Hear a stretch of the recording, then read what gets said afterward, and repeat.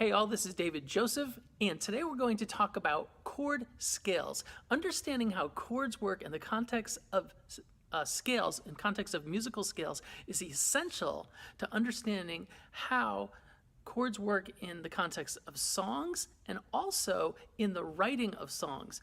I was so blessed to have a few good teachers who I would say enlightened me to the realities of how music works in a practical, they taught me in a practical way, and I hope to do the same for you. I want to thank you for your support. I want to invite you, check out my website. You can see some of the music I've recorded there. You can get more free resources as well, and also you can subscribe to this YouTube channel. Once again, thanks, and we'll get right to it. Today we're going to talk about chords in the context of our musical scales. So I'm going to take, first of all, the C major scale here. Here we go.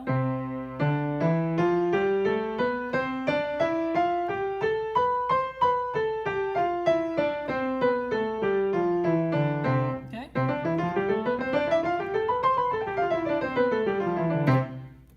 Now, that's our C major scale, no sharps or flats. I'm going to now play chords up and down the C major scale. This will help you to understand the context of chords in most of the Western music, especially popular music that we hear today. This is a C major.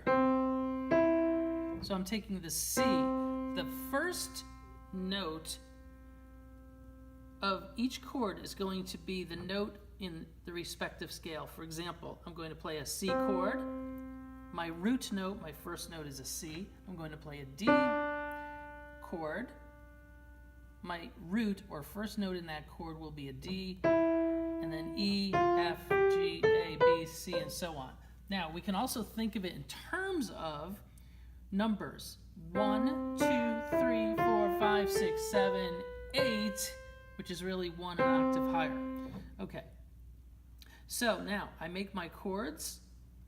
This video assumes that you have a basic knowledge of playing chords, but I'm going to quickly review just to go through them, and then we'll get to the actual chord scale. So our C major, okay, all white keys with a white key in between. 3 white keys with a white in between. Okay, that's my one chord in the scale. D minor, okay, that is the 2 chord, second note of the scale, starting with D. Minor chord, I lower my 3rd, then a 5th, then up to the next one. E, of course, E minor.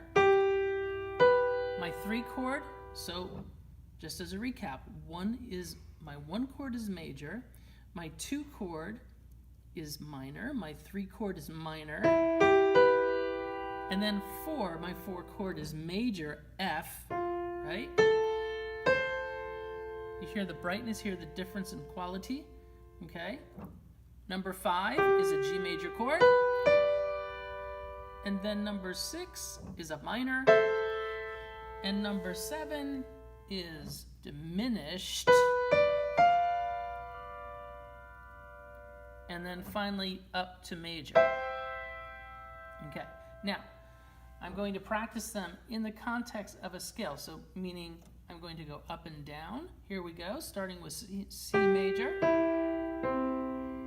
And in this case, since there are no sharps and flats, it's a pretty easy run. I just go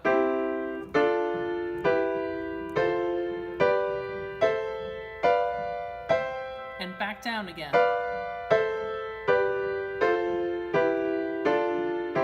Now, I'm going to play and name the chord.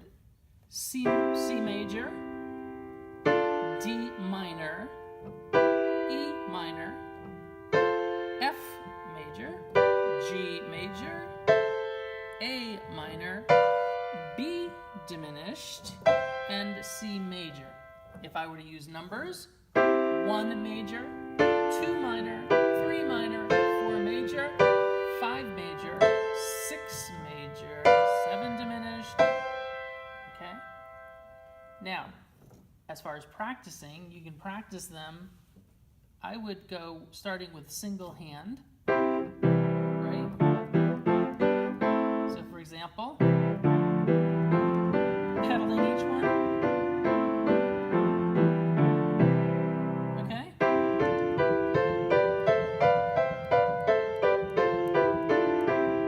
And then put them together.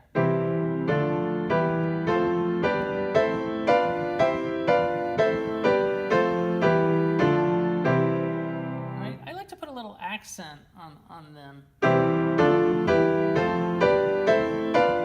You give it a little brightness, a little pop. Percussive. Now a little slower when you're starting, of course.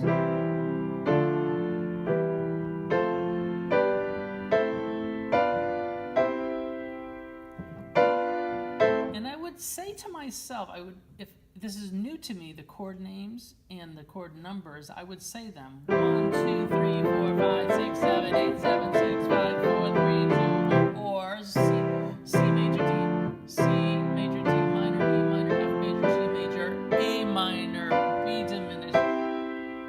Okay? So, now, let me stop here. Why in the world would I want to do this? Why would I want to understand how this chord scale pattern works?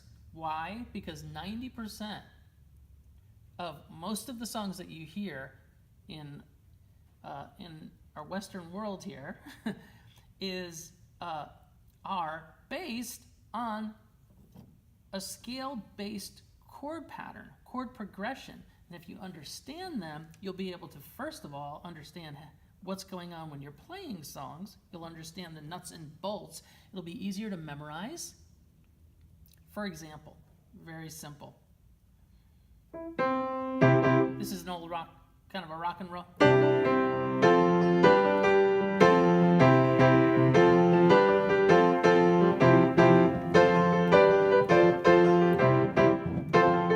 That's a 1 chord, a 4 chord, a 5 chord, and a 1. Countless songs have been written based on a 1, 4, 5 scale chord pattern. Okay, that's just a very small example. I have to address this in another session. I'll address chord progressions in another session. So let me just give you a few more ways here to practice. So we've practiced single hands.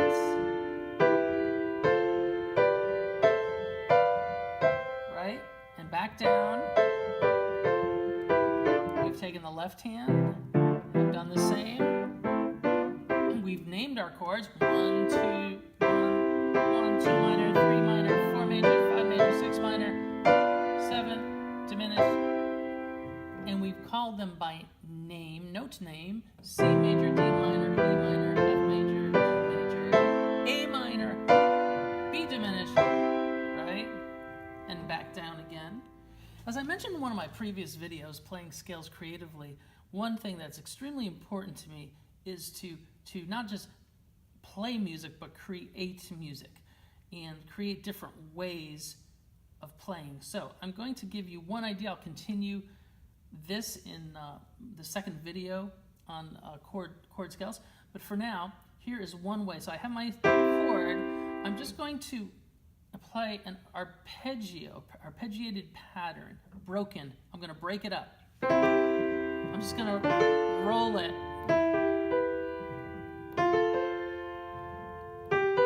Kind of like a ba-da-da, ba-da-da. All right?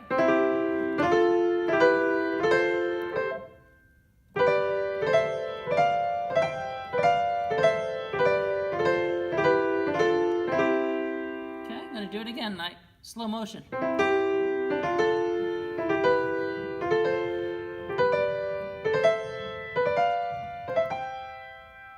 Okay?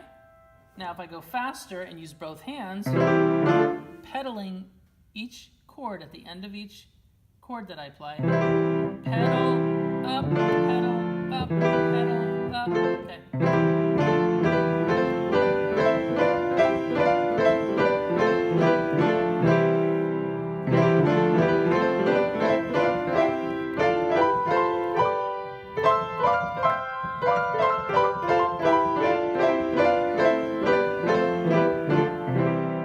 Slow motion.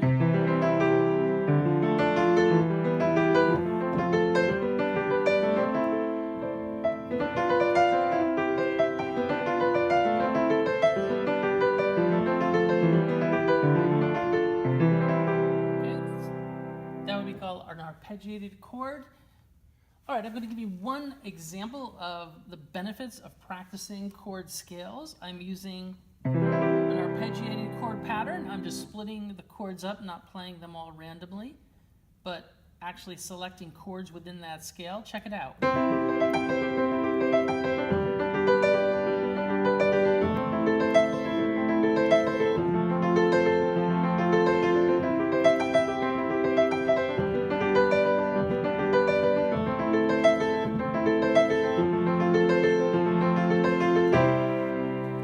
That is just one example of many. All right, y'all, thanks for watching. I want to invite you to check out my website to give a listen to some instrumental piano music that I've recorded, as well as vocal music. You can also get some more free resources. For now, take care, God bless. We'll catch you next time.